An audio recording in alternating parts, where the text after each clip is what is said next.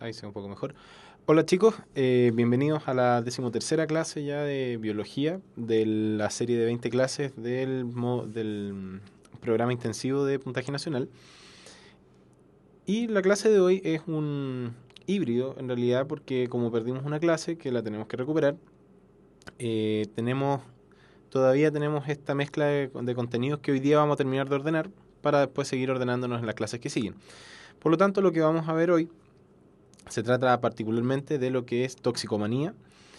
Para concluir con sistema nervioso, las alteraciones de la visión decidí no hacerlo en formato de clases, puesto que en realidad es netamente 3 o 4 trastornos que se los voy a entregar en una guía, ¿no? Que debe ser de 1 o 2 páginas máximo de extensión. Y en la otra parte de esta clase principalmente va a ser de ventilación pulmonar, de cómo se controla la frecuencia respiratoria. Vamos a hablar de algunas cosas, pero en realidad es una clase bastante corta, ¿ya? Así que no se preocupen, vamos a terminar yo creo que bastante temprano.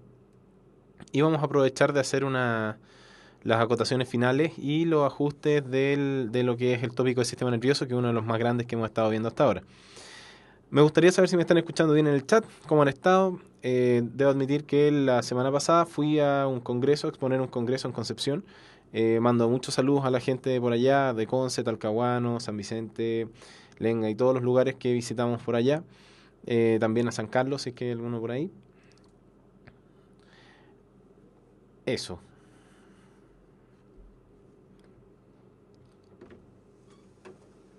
¿sí? Si puedes desactivar el... Ah, ya lo hiciste. Me están dando los tips tecnológicos para que no nos pase lo de todos los días. Ya.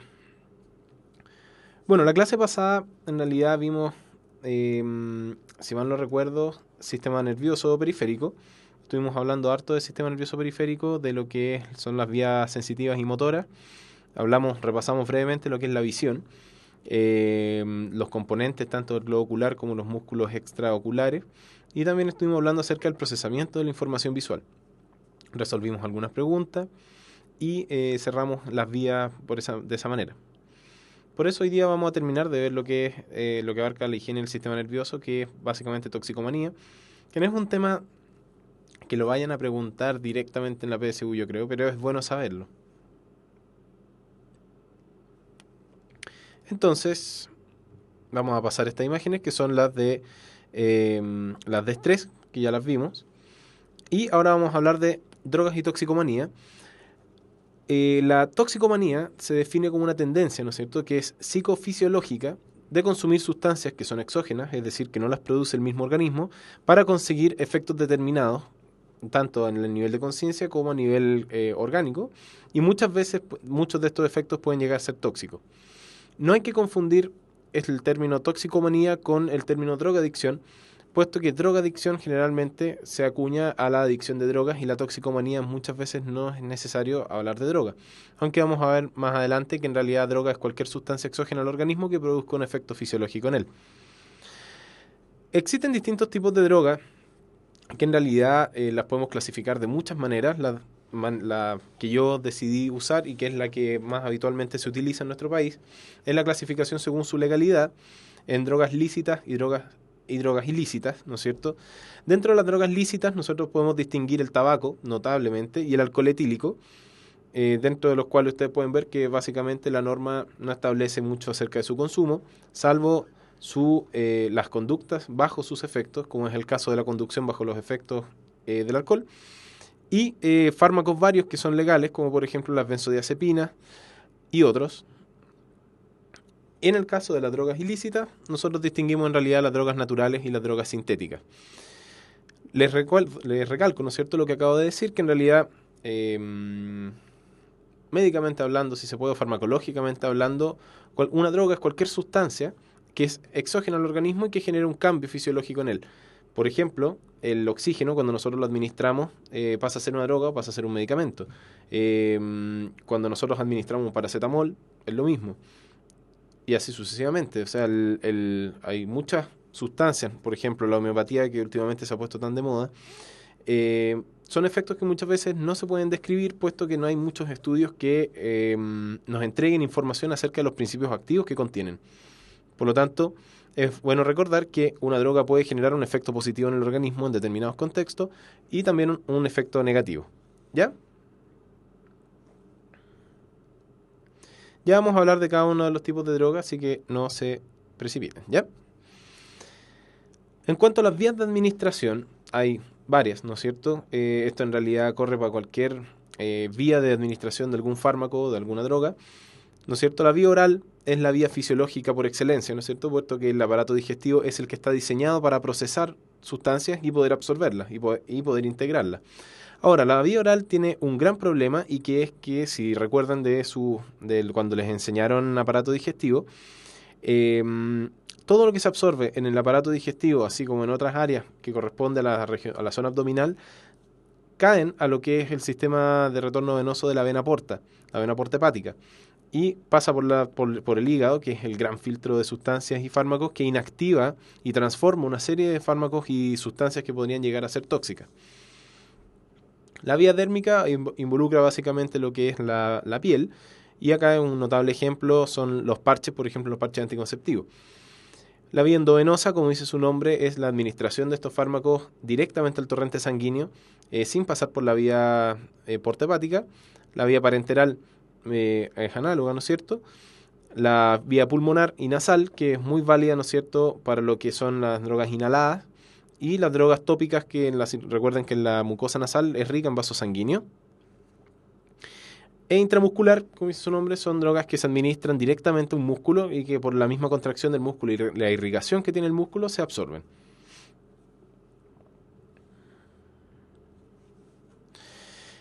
Algunos fenómenos toxicomaníacos, ¿no es cierto?, que es importante distinguirlos, son todos los que están acá, que vamos a comentar los más importantes, dentro de los cuales destaca la adicción, ¿no es cierto?, que es un fenómeno que lleva a una necesidad imperiosa por una persona por consumir una determinada sustancia. Generalmente muchos de estos fenómenos van de la mano. Por ejemplo, la tolerancia, mejor dicho, la dependencia con la adicción muchas veces van relacionadas. La tolerancia es un fenómeno que se caracteriza porque no se va alcanzando, o dicho de otra manera, una misma dosis de una determinada droga produce un efecto inicial, ¿no es cierto?, que puede llegar a ser, por ejemplo, de 1 a 100, 100, y a medida que se consume esa misma dosis, este efecto empieza a bajar porque el cuerpo empieza a hacerse tolerante a esta dosis, por lo que se requieren mayores dosis de drogas para conseguir el efecto anterior. La dependencia, ¿cierto?, se caracteriza básicamente por un fenómeno que en inglés se llama craving, ¿no es cierto?, que es una necesidad de seguir consumiendo y junto con el desarrollo de un síndrome de abstinencia en caso de interrumpir el consumo. Como dice su nombre, la persona se hace dependiente de un fármaco. Y lamentablemente en este país se puede ver, en nuestro país, en Chile, se puede ver una gran dependencia en las personas de la tercera edad a las benzodiazepinas. Si no, busquen a su alrededor qué abuelito o abuelita no está tomando alprazolam para poder dormir, o diazepam o cualquier benzodiazepina. Y la abstinencia es, como habíamos dicho antes, es un conjunto de signos y síntomas que se caracterizan o que aparecen cuando una persona adicta a un fármaco interrumpe su consumo, y son muy misceláneos en cuanto a su presentación. Generalmente viene con sudoración profusa o diaforesis, viene con taquicardia, taquipnea, sensación de angustia. Incluso pueden tener algunos delirios propios de la abstinencia, como es el caso del delirium tremens, en el caso del corte cuando un alcohólico frena su consumo bruscamente. Y la sobredosis es una ingesta de una dosis de droga en niveles que son tóxicos y que pueden llevar a la muerte, que generalmente incluso llevan a la muerte. ¿No es cierto? Los tiritones van en conjunto, o mioclonías en realidad también se pueden dentro del síndrome de abstinencia, ¿no es cierto? Pero más que nada es inquietud, más que mioclonía. Es interesante lo que preguntan en el chat de la relación de la sobredosis con la tolerancia, y la verdad no es que uno lleve a la otra o tan relacionada, sino que la tolerancia es el efecto que disminuye, ¿no es cierto?, el efecto que tiene en esa persona, pero a nivel de la alteración de la conciencia generalmente, o de la sedación, o lo que se busca. Sin embargo, los niveles de sobredosis están pauteados. Por ejemplo, los niveles de paracetamol tóxicos para un ser humano están descritos. Entonces, pese a que una persona diga es que yo me tomo 200 paracetamol al día y no se me pasa el dolor de cabeza, error muy frecuente de ver, La dosis letal de paracetamol está descrita, que equivale, ¿no es cierto?, a 4 gramos diarios máximo en un adulto y que ahí empieza a ser hepatotóxico y de 7 gramos en adelante ya es tóxico y es letal virtualmente, por producir una falla hepática fulminante. La palabra se llama delirium tremens. Ahora, si vamos a hablar de toxicomanía, es obligatorio hablar un poco de receptores porque si no, no vamos a entender muchos de los efectos que tienen las drogas que vamos a comentar. Y acá vamos a volver, yo creo, más a sistema endocrino, recordando que en realidad un receptor es una proteína integral de membrana que tiene un sitio de unión específico para una determinada molécula que en este caso pasa a llamarse ligando, ¿ya? Cuesta entenderlo, pero sáquense que puede llegar a ser un verbo o una acción, sino que en este caso, por ejemplo, un neurotransmisor que activa este receptor pasa a ser el ligando de este receptor que está en color entre rosado y damasco, ¿ya?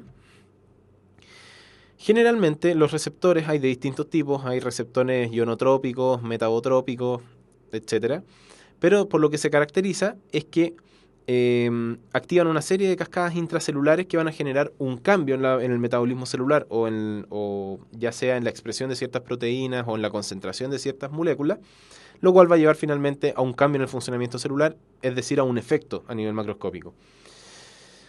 Cuando nosotros hablamos en realidad de distintos tipos de ligandos o de sustancias, ¿no es cierto? Y la acción que va a tener frente a un determinado receptor, nosotros tenemos 3 grupos bien importantes: los agonistas, los antagonistas y los agonistas inversos.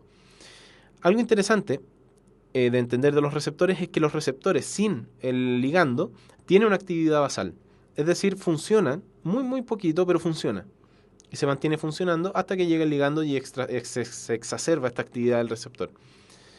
Entonces, cuando tenemos sustancias, ¿no es cierto?, que en este caso, sustancias artificiales, ¿no es cierto?, que son similares al ligando y que gatillan la misma respuesta, por ejemplo, una sustancia que sea similar a la adrenalina y que genere el mismo efecto que la adrenalina en cierto receptor, el mejor ejemplo de todos acá es el salbutamol, el PUF, ¿no es cierto?, de salbutamol que usan muchos asmáticos. Es un beta-2 agonista, es decir, es una molécula que se parece a la adrenalina, que hace los mismos efectos de la adrenalina, pero exclusivamente en los receptores beta-2 adrenérgicos. Es decir, se activan y relajan la musculatura lisa bronquial. Entonces, en este caso, el salbutamol sería un agonista, ¿no es cierto?, de los receptores beta-2, puesto que imita los efectos de la adrenalina en esos receptores. Sin embargo, si yo tengo una sustancia que se parece al ligando, pero bloquea la unión del ligando, es decir, se mete al receptor, pero en vez de activarlo lo tapa para que no se meta el ligando original, es un antagonista. ¿Ok? Y acá otro ejemplo también con los asmáticos que es bien interesante, viene a ser lo que es el bromuro de hipratropio, ¿cierto? Que es un antagonista de la acción, ¿no es cierto?, de la acetilcolina en el músculo lisobronquial. Y cuando tenemos sustancias que son similares a los ligandos, pero que en vez de bloquear o potenciar los efectos, hace que la actividad basal del receptor baje a cero, nosotros hablamos de agonistas inversos, porque se meten al receptor, pero en vez de activar o inhibir al receptor, baja su actividad basal a cero. No es que lo tape, sino que baja su actividad. El antagonista no baja su actividad. ¿Se entendió?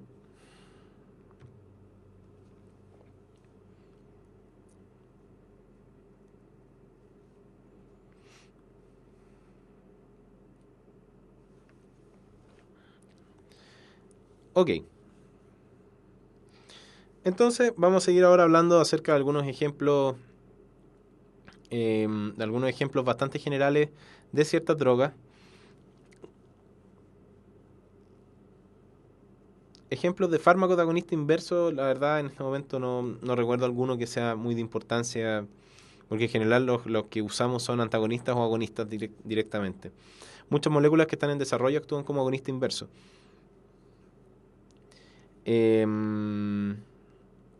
Entonces, vamos a partir hablando del tabaco, ¿no es cierto?, cuya adicción se llama tabaquismo. La vía de administración del tabaco en nuestro medio generalmente es pulmonar, es decir, es inhalada. Sin embargo, en otros países el tabaco se mastica incluso y se puede absorber por vía digestiva o por vía sublingual.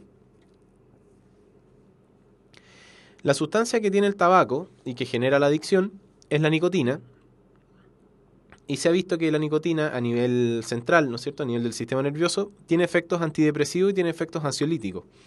Sin embargo, el problema acá es que la combustión del tabaco tiene una serie de sustancias que son cancerígenas, y ni vamos a hablar acerca del cigarrillo de venta masiva, ¿no es cierto?, no de tabaco puro.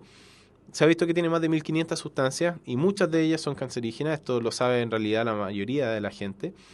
Sin embargo, aún así se sigue consumiendo, y aún así hemos visto en nuestras investigaciones que en realidad todavía hay una prevalencia bastante alta en escolares, ¿no es cierto?, que están fumando. Por lo tanto, estamos amplificando nuestros estudios para ver en realidad por qué está sucediendo esto. Y cosas interesantes sobre el tabaco, además de la generación posible de cáncer, no solamente en el pulmón, sino que en todo el aparato respiratorio, e incluso uno de los potentes factores de riesgo para el cáncer de vejiga es el tabaquismo, sino que el tabaquismo además genera un daño endotelial importante, y el daño endotelial puede generar la formación de placas de ateroma o la ruptura de placas de ateroma previa, generando o aumentando la probabilidad de desarrollar infarto. También se ha visto, entre otras cosas, que el consumo prolongado de tabaquismo se ha asociado al desarrollo de una enfermedad pulmonar obstructiva crónica en los adultos. Y esta es la plantita de tabaco. Por otro lado, la marihuana, en realidad, el nombre científico que es cannabis especies, ¿no es cierto? Hay distintas especies de cannabis. La vía de absorción generalmente es pulmonar, pero también puede llegar a ser digestiva, ¿no es cierto?, en lo que es la extracción de su principio activo, en realidad, que son los tetrahidrocannabinoides. Como ya dije, esta es la sustancia activa, y en realidad el THC o el tetrahidrocannabinol, que existen varios tipos, el efecto en el sistema nervioso central es que es un agonista, por eso les mostraba la diapositiva anterior, de los receptores cannabinoides tipo 1 y tipo 2. Ahora, cosa interesante es que en realidad se descubrió primero el tetrahidrocannabinol y después se descubrieron los receptores para los endocannabinoides, y por eso los receptores se llaman cannabinoides, porque no es que hayamos tenido un receptor específico para la marihuana, sino que en realidad tenemos receptores que actúan bajo una proteína o que su ligando es una proteína que fabricamos, una molécula que fabricamos nosotros en nuestro cerebro, que se llama anandamida, que en realidad genera los efectos del cannabis, ¿no es cierto?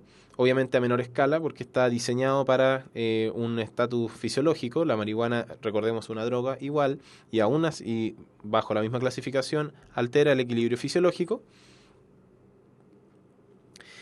Es un agonista de estos receptores y obviamente exacerba los efectos que tiene la anandamida en el interior de estas células, ¿no es cierto?, de las neuronas.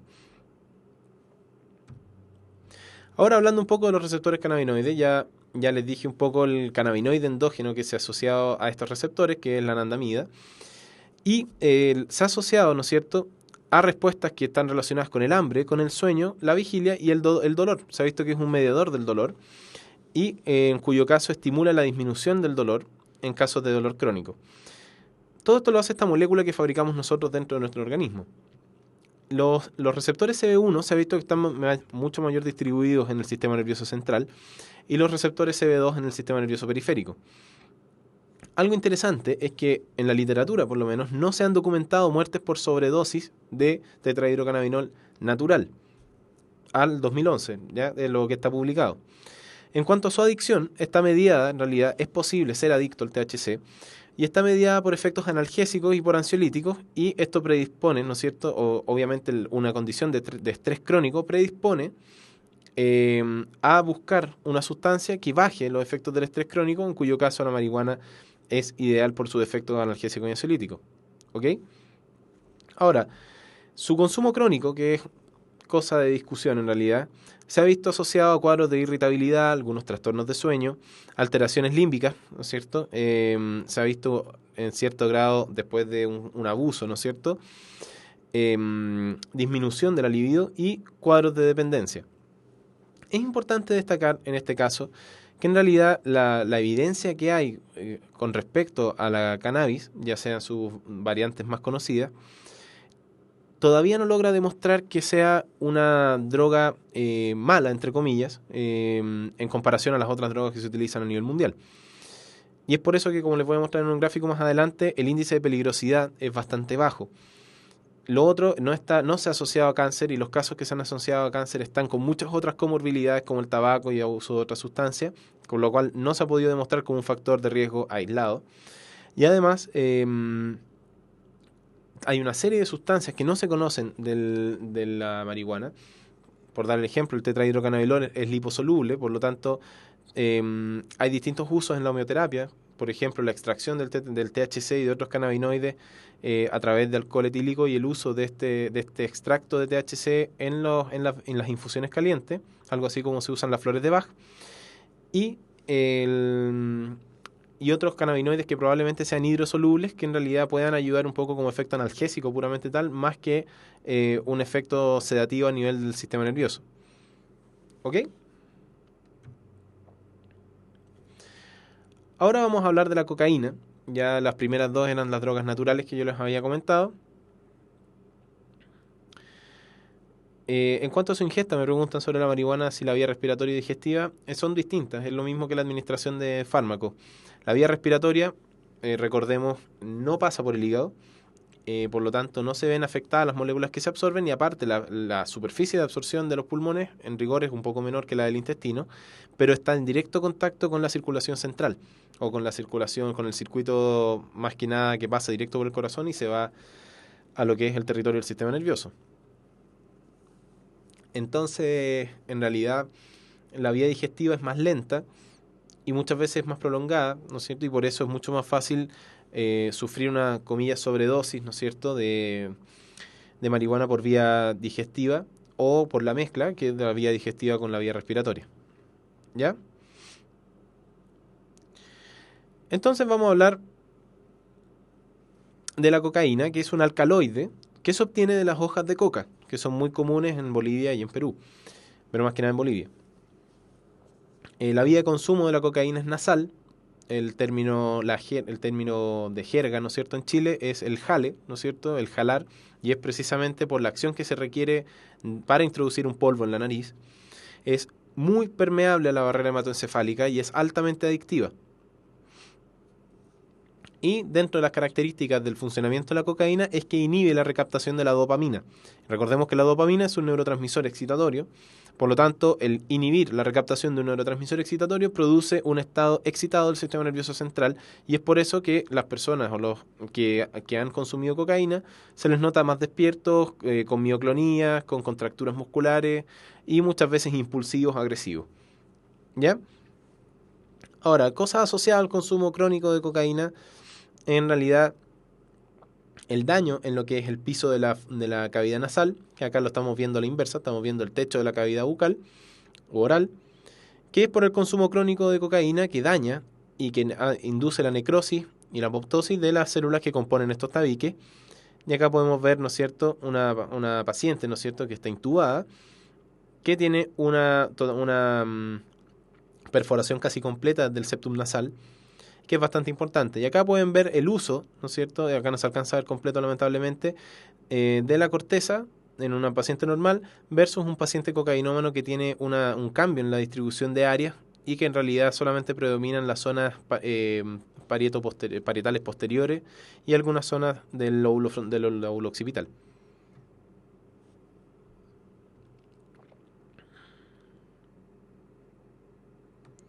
La capacidad de adicción se mide bajo distintos puntos. En realidad no se sabe mucho las razones que llevan a una sustancia u otra de ser adictivo. Probablemente son las vías donde interviene y los neurotransmisores donde interfiere. Se ha visto en estudios en realidad que la dependencia y que la adicción de la cocaína, la metanfetamina, como vamos a ver ahora, de la marihuana y de la heroína, como vemos más adelante, tiene distintos grados, y esto es según la capacidad que tienen los pacientes de decir no necesito consumir y estar sin desarrollar síntomas de síndrome de abstinencia o de privación. ¿Ya? Hablando un poco de la metanfetamina, el nombre técnico de la metanfetamina es desoxifedrina, es pariente de la adrenalina, y por eso es un psicoestimulante que es un agonista adrenérgico, es decir, es un agonista de la adrenalina, y es muy permeable a la barrera hematoencefálica, al igual que la cocaína. Acá podemos ver una mujer al inicio de su consumo, y podemos ver un año después de consumo de metanfetamina, cómo pueden variar distintos rasgos, cómo pueden variar distintas características faciales. Ahora, en realidad es bastante subjetivo esto porque no es exclusivamente culpa de la metanfetamina, sino que probablemente de otros factores que rodean, ¿no es cierto?, a esta mujer. Pero en realidad los efectos son bastante deleterios, sobre todo por la psicoestimulación que lleva a cometer actos que muchas veces son deleterios para la misma persona. Y por los que preguntaban por las famosas estampillas, es el famoso LSD, ¿no es cierto? La época psicodélica, ¿no es cierto?, de muchas bandas, músicas, ¿no es cierto? Por ejemplo, Pink Floyd, por ejemplo, Yes, por ejemplo, algunas canciones de Emerson, Lake and Palmer, son todo el nacimiento del rock progresivo y del rock psicodélico de esos años, más o menos, se debió en gran parte al auge del ácido lisérgico, y que se mantuvo posteriormente hasta que empezó a aumentar el auge del cannabis. El ácido lisérgico es una droga psicodélica que se produce a través de la modificación de triptaminas.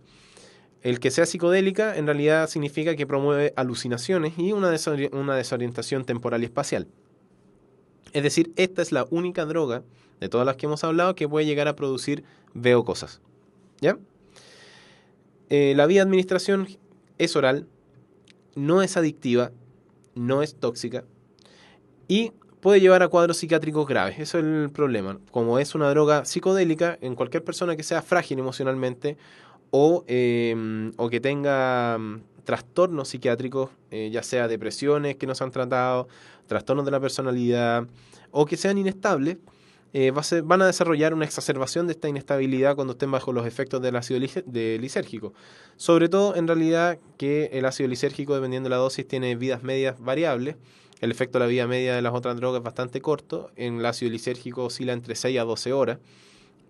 Y la ventaja es que estos cuadros son reversibles con benzodiazepina. ¿Ya?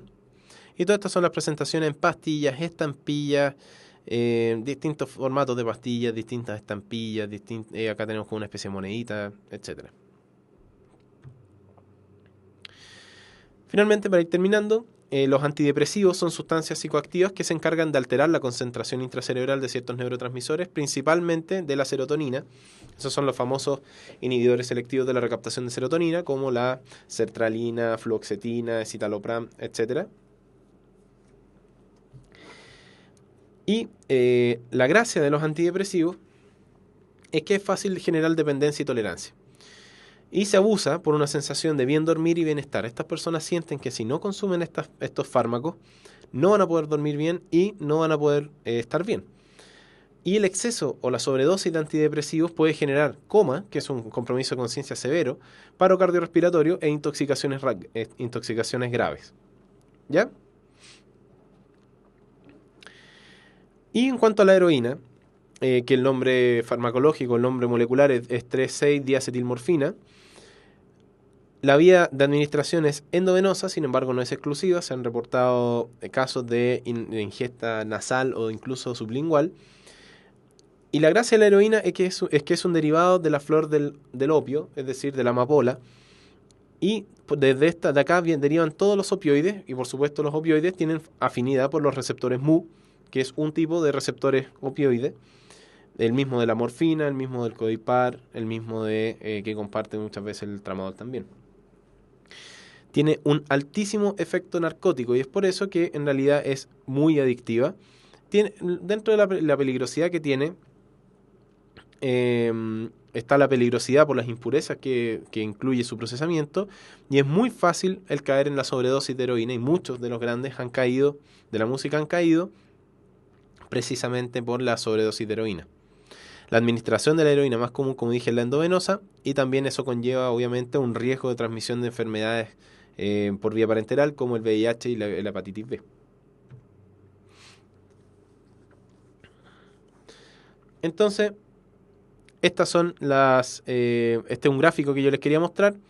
Acá hay una serie de drogas que en realidad no mencionamos porque en realidad no se requieren. Incluso acá está el Ritalin, ¿no es cierto? El metilfenidato.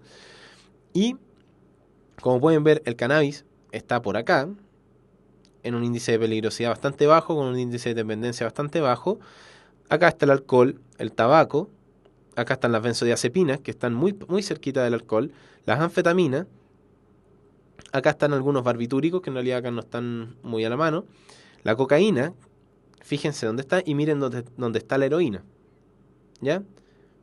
Esto es para que ustedes vean en realidad la comparación de los distintos calibres de distintas drogas. ¿Ya?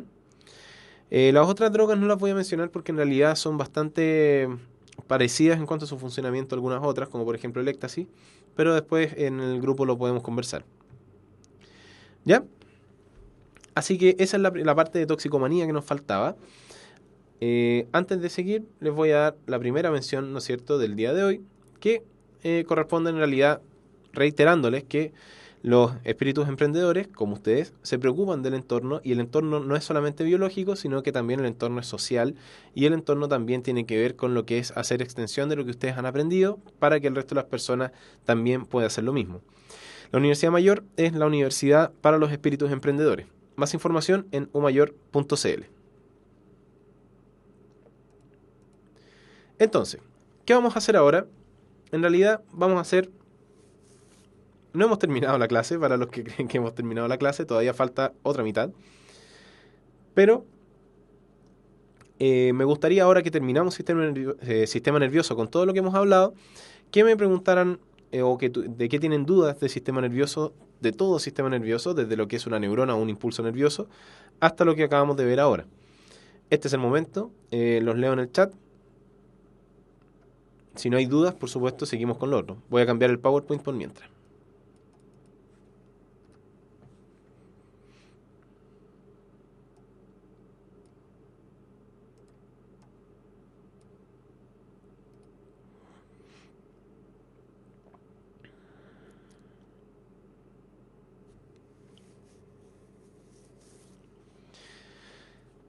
Ya, la primera me preguntan si es que el cloro tiene alguna importancia en la sinapsis.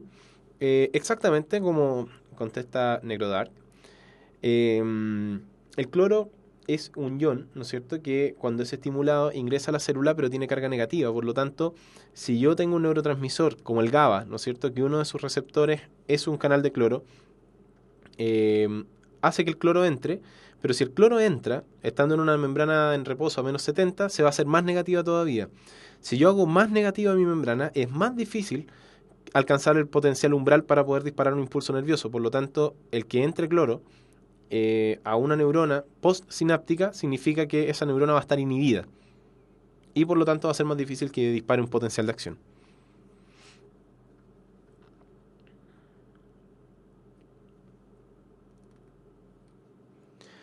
El apagar la tele, en realidad es un término que se usa, no sé si se usará en otros países, probablemente sí, con algunos cambios.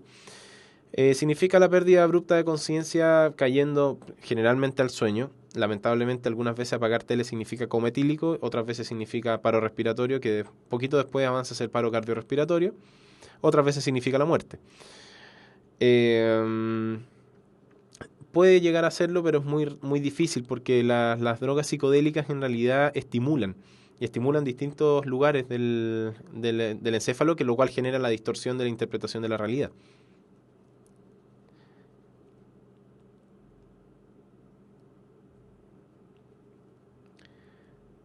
Me preguntan también las concentraciones de iones en la despolarización, hiperrepolarización y repolarización.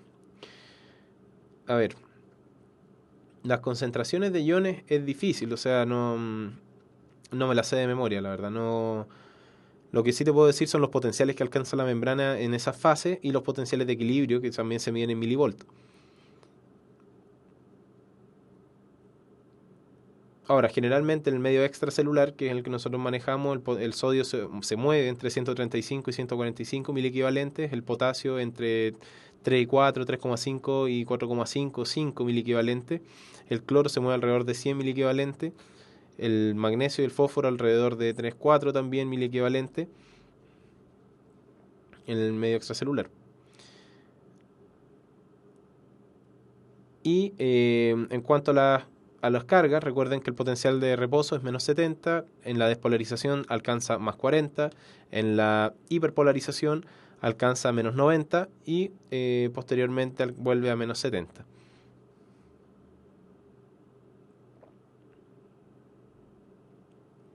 ¿Alguna otra duda?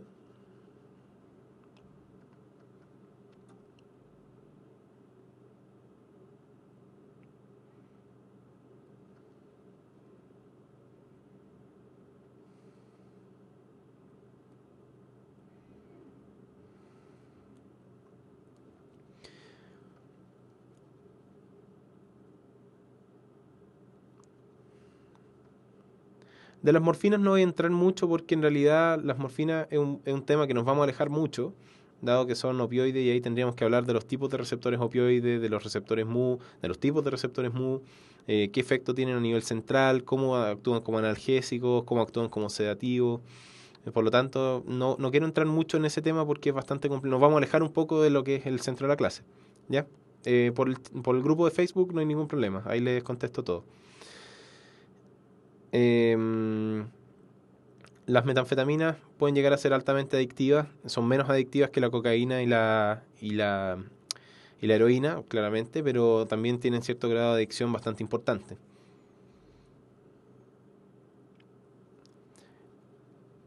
Una pregunta bastante buena es por qué el medio intracelular de la membrana es negativa.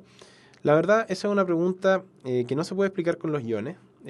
Claramente es la suma de iones dentro de la célula, pero también es gracias a ciertas proteínas que no están en lo que son las ecuaciones que balancean la carga de la membrana plasmática. Entonces, eso es importante entender, es por algunas proteínas intracelulares, en realidad proteínas citoplasmáticas que también tienen carga negativa que aportan a la carga neta global negativa de ese lado de la membrana plasmática. El pito en el oído, ¿no es cierto? O tinnitus, es en realidad por varias cosas. Por una sobreestimulación del nervio auditivo. Está muy buena la pregunta. Básicamente, ese pitito puede llegar a desencadenarse solo como ante un trauma acústico. Y es importante entender que hay algunos reflejos, ¿no es cierto? O como el reflejo autoacústico, que en realidad hay músculos, como el músculo estapedio, ¿no es cierto? El músculo del martillo, que en realidad pueden ajustar la tensión de la cadena de huesecillos para proteger el oído interno de la transmisión brusca de algunas ondas mecánicas. Por lo tanto, muchas veces algunos cambios de presión sin ninguna importancia en realidad para nosotros pueden llegar a desencadenar un hiperestímulo del nervio auditivo, con lo cual queda transmitiéndose un pitito hasta que la mayoría de los órganos de corte y la cóclea vuelven a su potencial basal y con eso se pasa y volvemos a la función basal.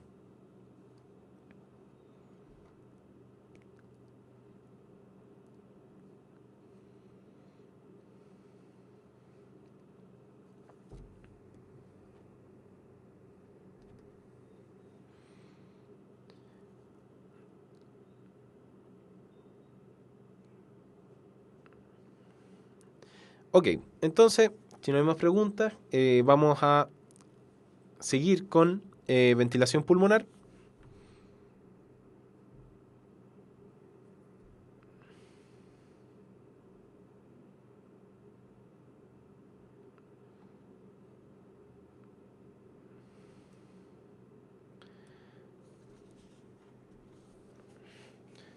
Bueno, me preguntan por la función de algunos corpúsculos, ¿no es cierto?, de la piel.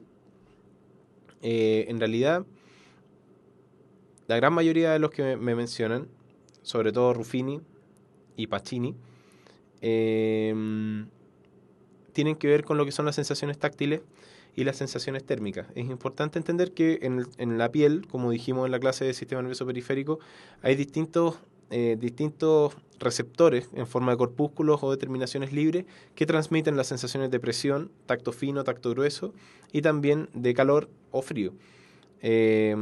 Además, la sensación dolorosa que promueven las terminaciones libres hacia lo que son las astas posteriores de la médula espinal. Ya, entonces vamos a empezar con ventilación pulmonar, que esto es bastante fácil, no lo vamos a pasar de una perspectiva compleja porque la verdad no es el objetivo enseñarles una clase compleja, sino que se lleven la idea más importante. ¿Ya?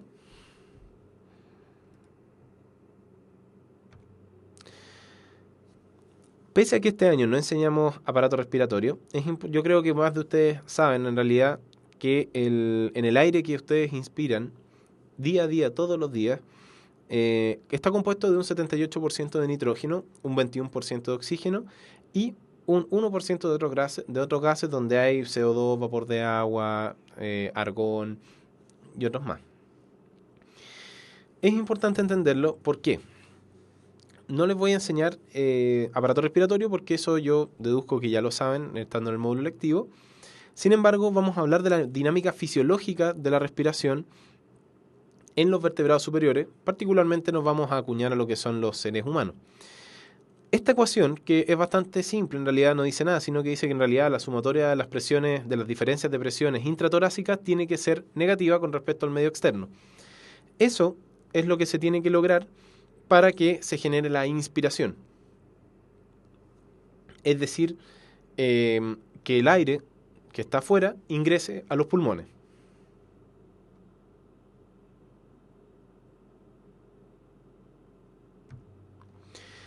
¿Cuáles son las presiones más importantes que se generan en el tórax? Y esto en realidad no desconozco en realidad si lo enseñan cada vez que se enseña aparato respiratorio.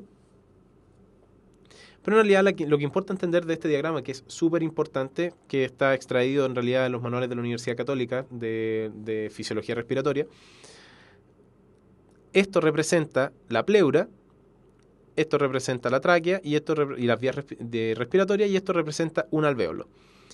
Esto es lo que está afuera, esto es, ¿no es cierto?, el punto de presión cero, que es donde entra la vía respiratoria a la pleura.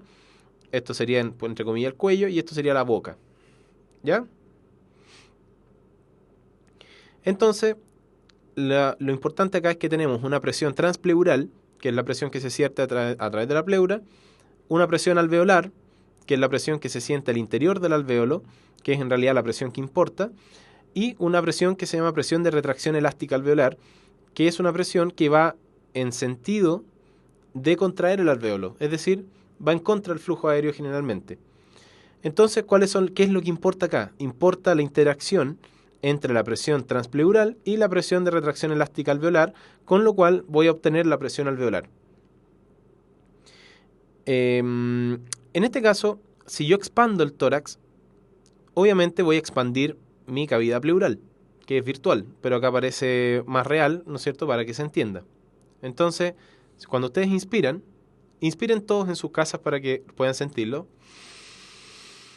Al yo inspirar, si ustedes se dan cuenta, el tórax aumenta su volumen, tanto en su diámetro anteroposterior como su diámetro transversal, y eso genera que la pleura parietal, que es la hoja de la pleura que está pegada a la parrilla torácica, aumente su volumen, y la pleura visceral, que está pegadita, ¿no es cierto?, al parénquima pulmonar, en rigor sienta una tracción desde la expansión de esta caja. Si ustedes tienen una determinada superficie aislada y aumentan su volumen, se va a generar un vacío en su interior. Y esto es lo mismo que se genera en la cavidad pleural. Si yo expando mi pleura parietal, la presión transpleural, que de por sí ya es negativa, se va a hacer más negativa con respecto al medio externo. Y en cuanto a la presión de retracción alveolar, ¿no es cierto?, que generalmente es constante, la relación me va a dar, ¿no es cierto?, si yo sumo las presiones transpleurales y la presión de retracción alveolar, que en este caso es 5, voy a obtener una presión alveolar de menos 3. Y como afuera yo tengo la presión atmosférica, voy a obtener una diferencia súper importante que va a ser negativa. Y esta presión negativa, como es negativa con respecto al medio externo, va a hacer que el aire ingrese al alvéolo. Algo tan simple como respirar tiene que ver con la presión pleural, la presión de retracción elástica alveolar y la presión alveolar, que en su interacción forman esta presión transpleural que es positiva con respecto al interior del alvéolo, lo cual permite que ingrese aire, o visto de otra manera, la presión alveolar es negativa con el medio externo, lo cual permite que ingrese aire. En la expiración pasa todo lo contrario. Yo tengo que hacer que mi presión alveolar sea mayor que la atmosférica para que el aire salga del alvéolo hacia el medio externo. Y obviamente, como mi tórax va a disminuir su volumen, la presión pleural se va a hacer menor, y en este caso la presión de retracción elástica alveolar le va a ganar a la presión pleural, por lo tanto el alvéolo va a apretar, la pared alveolar va a apretar el aire que tiene en su interior, y eso va a generar que la presión aumente y que el aire salga de los pulmones hacia el medio externo. ¿Ya? Por lo tanto, esta es la mecánica de las presiones que tiene que ocurrir para que entre y salga aire del tórax. Ahora la pregunta del millón es, ¿cómo se genera este efecto? En la inspiración, yo tengo que lograr aumentar el tamaño del tórax, recordando obviamente que el tórax está compuesto de un esternón que está delante, unido a un grupo de costillas por lado, ¿no es cierto? Tenemos dos costillas verdaderas, 7 pseudocartilaginosas, ¿no es cierto? Y un par flotante. Y por atrás tenemos la columna vertebral. Si yo hago que los músculos intercostales se contraigan, las costillas se van a elevar, el diafragma se va a contraer, el diafragma que tiene forma de cúpula, en realidad tiene más forma de como un paracaídas, se contrae y se va a aplanar, y eso va a hacer que se genere un vacío al interior del tórax, y el aire va a lograr hacer el efecto que les había comentado acá. Ojo que la expansión del tórax acumula energía potencial elástica, por lo que la expiración normal se realiza sin gasto de energía. Eso significa que el trabajo neto es cero. Lo importante, si mal no recuerdo, la energía potencial se define como un medio por la masa por la distancia recorrida al cuadrado, por el coeficiente elástico, más que la masa. Entonces, mientras más expanda el tórax, más energía potencial acumulo, y la expiración, ¿no es cierto?, va a ser, entre comillas, más potente o más rápida al principio. Y la expulsión de aire es, como les decía, la sumatoria de las presiones intratorácicas, en este caso tiene que ser positiva. Si yo relajo los músculos intercostales, las costillas bajan, el diafragma se relaja y sube, y se aprietan los pulmones con el cual la presión que siente la pleura se hace menor, y la presión de retracción elástica alveolar le gana la presión pleural, con lo cual la presión alveolar se hace positiva y el aire sale de los pulmones. La pregunta es cómo se regula el funcionamiento de los músculos que participan en la ventilación pulmonar, que es lo que estamos hablando, y cómo es posible regular el aumento de la frecuencia respiratoria cuando nuestro organismo necesita más oxígeno. Acá quiero citar a la profesora Karina Brevis, que en realidad cito sus diapositivas como referencia, dado que me basé en sus diapositivas por una cosa de tiempo, las modifiqué un poco a mi estilo, pero en realidad estaban bastante buenas. Así que un saludo si es que está viendo este video. Recuerden que cuando hablamos de ventilación pulmonar es un proceso, ¿no es cierto?, que hace que salga aire de los pulmones y que ingrese aire de los pulmones netamente al alvéolo, que es lo que nos importa, para generar el intercambio gaseoso o la hematosis. Ya hablamos de los músculos que se necesitan en términos inspiratorios y expiratorios. Ya hablamos de las presiones y cómo tienen que jugar todas estas cosas. Pero tienen que saber que acá participa un centro, ¿no es cierto?, que es el centro respiratorio. Para nosotros controlar la frecuencia respiratoria, que en su gran mayoría es de control autónomo, pero también tiene un componente voluntario, hay 3 áreas principales que ustedes tienen que saber. Una es el área rítmica vulvar, ¿no es cierto?, que es donde están las áreas inspiratorias y expiratorias, que se ubican en el tronco encefálico. Acá hay distintos núcleos que en realidad no vale la pena aprenderse. Está el núcleo Bötzinger, pre-Bötzinger, las columnas ventrales y dorsolaterales, que tienen influencia en lo que es el ritmo de la respiración, pero en realidad, diciendo área rítmica vulvar, en realidad ya están al otro lado. El mundo entiende que está compuesta por un área inspiratoria y expiratoria. Y, por otro lado, la protuberancia o el puente, se encuentran 2 áreas importantes, que es el área neumotáxica y el área apnéusica, que vamos a hablar de ellas más adelante, y tiene una influencia bien importante con lo que es la corteza, y gracias a eso nosotros podemos hacer apneas voluntarias, que es esto, y dejar de respirar, ¿ya? Obviamente apneas tienen un periodo de tiempo definido, que en realidad no lo vamos a comentar. Me preguntan por qué cuando respiramos más rápido el corazón late más rápido. Eso lo vamos a ir hablando cuando hablemos de la regulación de esto, ¿ya? Entonces, acá tenemos distintos centros, ¿no es cierto?, como por ejemplo la corteza cerebral, que tiene una influencia bien importante con lo que son los núcleos que se encuentran en la protuberancia, que ya hablamos que eran en el área amniótica y la neumotáxica, de los núcleos que están en el tronco encefálico, que son los núcleos, los centros de la inspiración y la expiración, y todo esto envía aferencias a los músculos respiratorios, principalmente a los nervios intercostales, a los músculos respiratorios accesorios, y principalmente también con un nervio súper importante que es el nervio frénico, que controla el diafragma.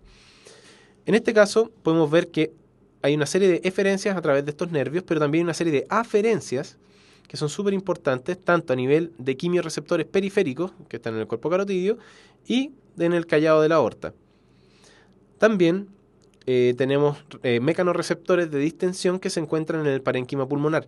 Todas estas cosas van a enviar aferencias hacia lo que es el centro de la respiración para modificarla en base a los requerimientos.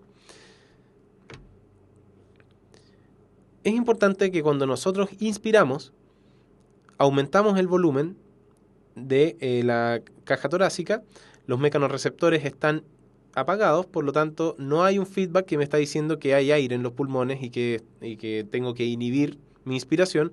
Por lo tanto, al no estar activados estos mecanorreceptores, se inhiben los centros que envían la orden para contraer los músculos, sino que en realidad, mejor dicho, va a sonar un poco enredado, voy a partir de nuevo la idea. Cuando yo necesito inspirar, necesito apagar la expiración. Por lo tanto, para yo poder expirar, se realiza en base a la estimulación de los mecanorreceptores de distensión que existen en el parénquima pulmonar. Y cuando yo ya terminé de inspirar, estos receptores están apagados, por lo tanto no hay estímulo para la expiración y se activa el centro de la inspiración para poder generar la contracción de todos los músculos respiratorios.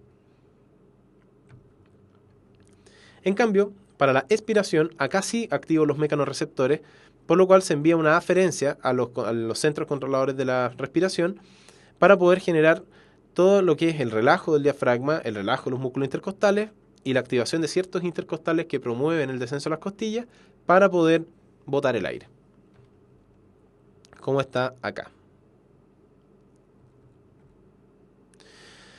Entonces, ¿de qué depende la frecuencia y la profundidad de la ventilación pulmonar? No es lo mismo el volumen tidal, ¿no es cierto?, que es el volumen que respiramos habitualmente, mientras si nosotros tenemos una respiración agitada y profunda, si estamos taquipneicos, si estamos polipneicos, y esto se ajusta en base a la demanda. Por ejemplo, cuando ustedes están haciendo ejercicio, se ajusta la ventilación que necesitamos tener.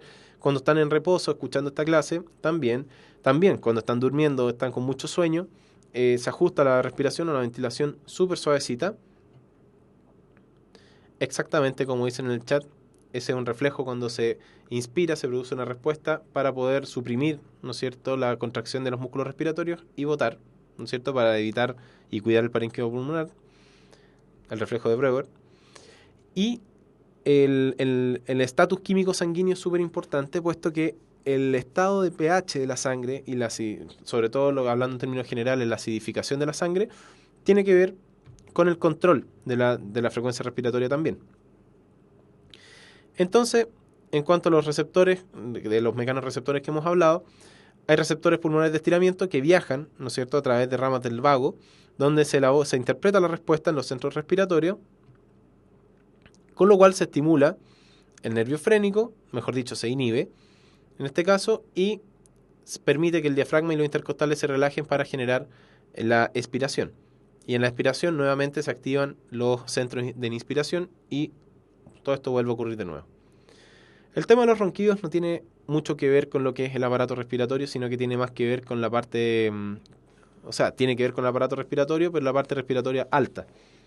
Tiene que ver básicamente con, por ejemplo, el estado nutricional. Se ha visto que los pacientes más gorditos, los más obesos, roncan más. La postura tiene que ver con la presencia o la hipertrofia de amígdalas o de la adenoides que está por atrás. Tiene que ver con la presencia o no de un fenómeno que es la rinitis alérgica. Es decir, hay una serie, con el tamaño de la lengua, hay una serie de elementos que influyen en la generación de los ronquidos. Finalmente, como para ir terminando, hablando un poquito de la regulación química de la respiración, están obviamente los quimiorreceptores Y recuerden que en términos de los quimiorreceptores, nosotros tenemos quimiorreceptores centrales que se encuentran directamente en el tronco, que son mucho más sensibles a las variaciones de la presión parcial de dióxido de carbono. Recuerden que la gracia de la respiración es poder eliminar dióxido de carbono y poder incorporar oxígeno a la hemoglobina para transportarla en forma de oxihemoglobina. Cuando yo dejo de respirar mucho rato, antes hacía el experimento, pero ahora ya estoy un poco más compasivo. Antes, cuando teníamos clases presenciales en el colegio, hacíamos un experimento para que viéramos cómo funcionaban los quimiorreceptores. Y el experimento era respirar en una bolsa de papel un rato, ¿no es cierto? Hasta que en realidad la frecuencia respiratoria se aceleraba la frecuencia cardíaca y luego se normalizaba, obviamente. No era algo de poner una bolsa en la cabeza. ¿Por qué hacía esto? Cuando la presión parcial de dióxido de carbono empieza a aumentar en la sangre, aumenta también la acidez de la sangre y se produce una acidosis respiratoria, porque se acumula dióxido de carbono. Por lo tanto, obviamente recuerden que aumenta la transformación a bicarbonato y aumentan los protones que van viajando en sangre. En ese caso, como se está acumulando dióxido de carbono, el cerebro interpreta y dice, oye, no estoy respirando, y lo estimula y aumenta la frecuencia respiratoria. Obviamente la frecuencia respiratoria y cardíaca va muy de la mano, por lo tanto también se estimula la frecuencia cardíaca, dado que como baja la cantidad de oxígeno, se interpreta como que también hay que aumentar el gasto cardíaco para mejorar la perfusión a distintos órganos.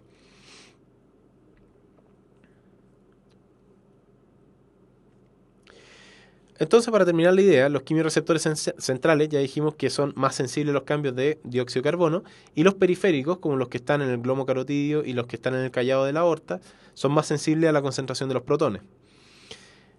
Estos dos tienen aferencias al tronco encefálico, de los centrales están casi al lado, y modifican la frecuencia y profundidad respiratoria en base a las demandas. ¿Ya?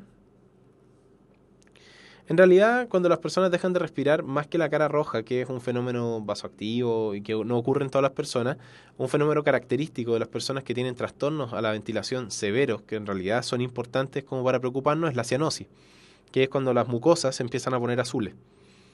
Y eso es por la acumulación de hemoglobina reducida, que tiene una coloración azul. Ok, entonces, de esa manera es lo que les quería contar. Como veían, era bastante breve. Así se controla la ventilación pulmonar, en términos bastante sencillos, pero es lo que ustedes tienen que saber si les llegan a preguntar. ¿Ya? Así que no sé si les quedó alguna duda, tienen algo que quieran repasar.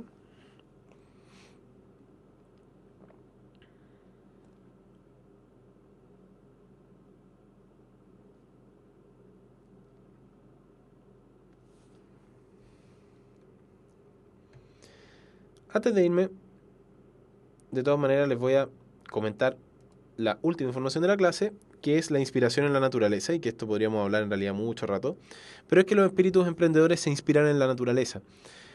Una de las cosas que a mí me llevó a querer tanto la biología y el por qué, ustedes se preguntarán, pucha, este tipo en realidad va a ser virtualmente médico en muy poco tiempo más, pero enseña biología y le gusta la biología, y es porque en realidad no hay nada más bonito que estar en un entorno natural, por ejemplo, una ribera, por ejemplo, un bosque o el mar, y observar cómo los fenómenos biológicos se van desarrollando, por ejemplo, la presencia de ciertos tipos de árboles, de animales, el de comportamiento, los distintos fenotipos, los colores.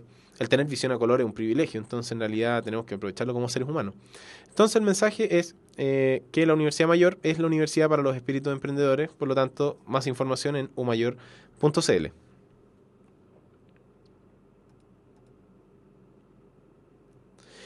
Yo les dije que la clase era cortita, así que, pero ustedes no me creyeron. Ahora, junto con la información anterior, les quiero recordar que en realidad en la tienda en Play Store, ¿no es cierto?, de Android, pueden descargar nuestra aplicación App PSU Desafío 850, con la cual van a poder entrenarse de una manera bastante entretenida y se los recomendamos enfáticamente. Los daltónicos en realidad tienen un problema de integración con los conos principalmente, tienen una deficiencia en la síntesis de algunos tipos de pigmentos, de fotopsinas principalmente, y eso altera lo que es el procesamiento visual. Hay otra variante que también hay afección en lo que es la interpretación de los estímulos de los conos. Pero en realidad principalmente es eso, ¿no es cierto? Es una alteración en la generación de fotopsinas que genera una visión alterada, alta definición, pero una visión con colores alterados. Exactamente, como dice en el chat, en la guía que les voy a subir, yo creo que hoy día les voy a poner la miopía, la presbicia, la hipermetropía, las cataratas, el estrabismo, el estigmatismo, etcétera. No, el daltonismo no es reversible. El daltonismo, como es una enfermedad ligada al sexo, perdón, sí, de hecho es una enfermedad que puede estar ligada al sexo, incluso hay variantes autosómicas, no es reversible, es una enfermedad genética. La aplicación se llama PSU Desafío 850.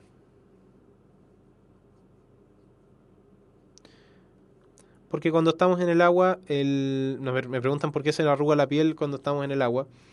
Es porque en realidad la piel como la tenemos tiene una cierta concentración de agua, pero tiene bastantes concentraciones de soluto. Y cuando nosotros nos metemos al agua, por ejemplo una piscina, mucha agua se mete al interior de nuestras células y obviamente la piel se arruga porque la piel tiene cierta tensión que se pierde. Acuérdense que una de las propiedades de la piel es la elasticidad que tiene. Y cuando le metemos mucha agua, esa elasticidad se pierde y se arruga.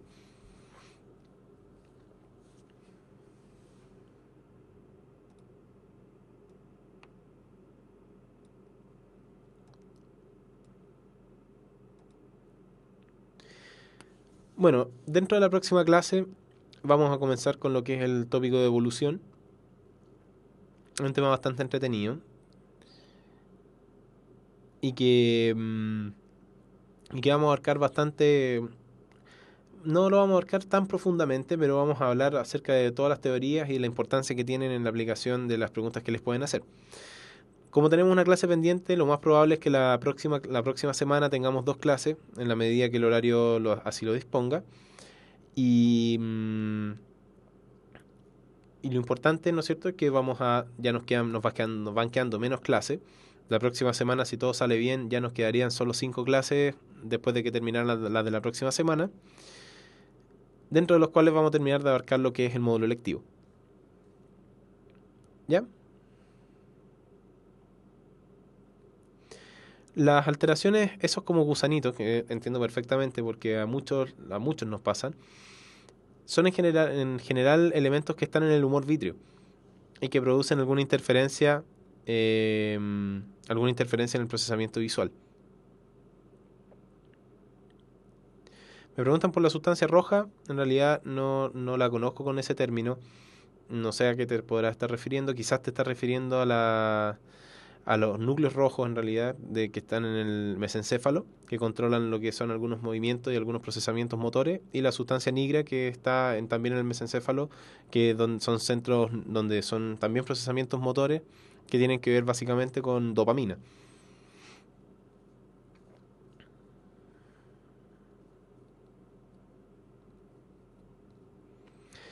¿Alguna otra duda?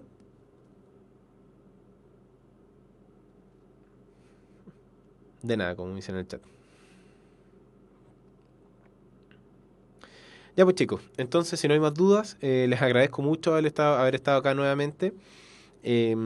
Cualquier duda o cualquier cosa que les vaya quedando, postéenla en el grupo. Yo siempre estoy revisando si es que hay alguna duda y si hay alguna discusión, en realidad trato de intervenirla para que aprendamos todos.